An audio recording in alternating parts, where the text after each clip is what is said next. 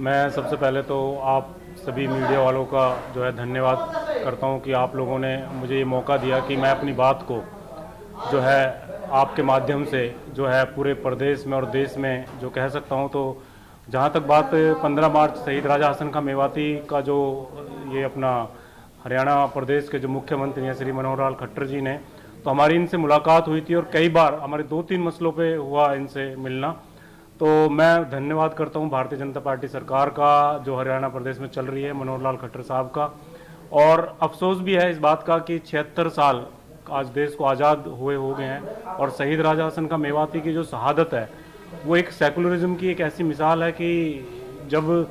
बाबर का आगमन जब हमारे देश में हुआ 1526 में,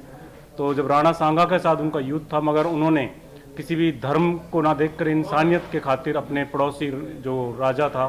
और अपना जो वतनी भाई था उसका साथ दिया। तो हरियाणा प्रदेश की जो सरकार है मैं इसका धन्यवाद करता हूं। और जितने भी मेवाती हैं, चाहे पूरे भारत में किसी भी कोने में, चाहे वो गुजरात में रहते हों, आंध्र प्रदेश में रहते हों, राजस्थान, उत्तर प्रदेश, दिल्ली, मैं सभी को मुबारकबाद देता हूं कि ये जो प्रदेश की सरकार ने जो बड़ा दिल दिखाया है ये बहुत ही काबिल तारीफ़ है। और मैं बहुत ही दिल की गहराइयों से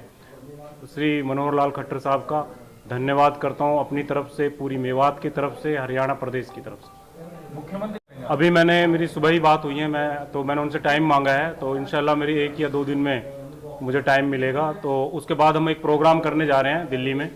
और जिसमें हम ये प्रोग्राम जो होगा राजा हसन खां मेवाती का जो शहीदी दिवस जो 15 तारीख को हरियाणा प्रदेश में किया है सरकार ने, तो हम उसमें सरकार के बड़े नुमाइंदों को बुलाकर उनका शुक्रिया अदा करेंगे।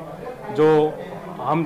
हमें इसकी जो खुशी है उसका इजहार जो है उस प्रोग्राम के माध्यम से इंडिया इस्लामिक सेंटर में वो प्रोग्राम किया जाएगा दिल्ली में, और इंशाल्लाह आप लोगों को सबको उसमें बुलाया जाएगा। किस तरह का हसन का मेवाती का जो इतिहास है आपने देखा होगा कि राजस्थान सरकार में तो उसको थोड़ा सा पढ़ाया भी जाता है, मगर हरियाणा को लेके हमारी बात हुई थी कि इतिहास में इसको सिलेबस को पढ़ाया जाए, क्योंकि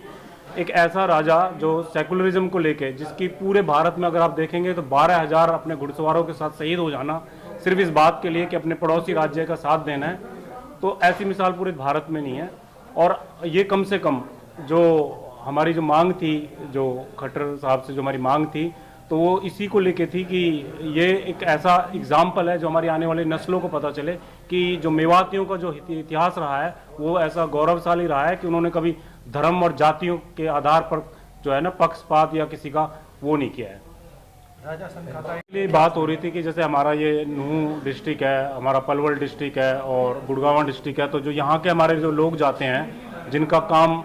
चंडीगढ़ में सरकार के जो नुमाइंदों से होता है और बहुत सारे वहाँ पे हाई कोर्ट है, बहुत सारी चीज़ें हैं, तो मेवात के लोगों को बड़ी दिक्कतें होती हैं। हमारे यहाँ जो किसान है इतना कमज़ोर है कि वो वहाँ होटल अफोर्ड करे या इस तरह की चीज़ें, जबकि वहाँ बाकी जैसे जाट भवन वगैरह बहुत सारी जातियों के वहाँ भवन बने हुए हैं। तो हमने ये मांग की थी कि एक मेवातियों के लिए एक भवन हो, चाहे वो 20-50 कमरों का ही हो, जिससे जो लोग चंडीगढ़ अपने काम के लिए जाते हैं तो उनको रहने के लिए एक ठिकाना हो।